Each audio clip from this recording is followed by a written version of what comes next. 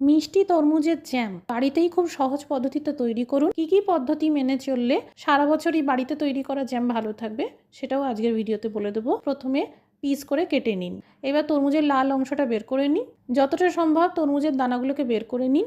এবার খুব পাতলা করে আর ছোট করে পিস করে কেটে নিন। একটা ব্লেন্ডার জারে তরমুজের পিসগুলো দিয়ে ভালো করে পেস্ট করে নিন। একটা ছাঁকনির সাহায্যে ভালো করে ছেঁকে নিন। এতে জ্যাম একদম পারফেক্ট তৈরি হবে। এবার একটা ফ্রাইং প্যানে এই তরমুজের জুস ঢেলে দিন। অবশ্যই তরমুজের জুসের সাথে 1 কাপ জল মিশিয়ে দেবেন। নামমাত্র বিট লবণ দিন। তরমুজ যেহেতু মিষ্টি ফল তাই 50 গ্রাম চিনির ব্যবহার করা হয়েছে। সাদা মিছরি দিয়েও এই জ্যাম বানানো যাবে। জ্যামের মিশ্রণের সঠিক ঘনত্ব চেক করার জন্য একটা জলপূর্ণ পাত্রে 1 ড্রপ জ্যাম ফেলে দেখে নিন। এরকম জমাট বেঁধে থাকলে আর জলের মধ্যে মিশে না গেলে বুঝবেন জ্যামের ঘনত্ব ঠিক আছে। ন্যাচারাল প্রিজারভেটিভের জন্য ভিনিগার বা পাতিলেবুর রস যে কোনো একটা দিলেই হবে। জ্যাম সম্পূর্ণ ঠান্ডা করে নিয়ে শুকনো কন্টেনারে ভরে রাখবেন। বর্ষাকালের সময় সম্ভব হলে ফ্রিজের ভেতর জ্যাম রাখবেন, ভালো থাকবে।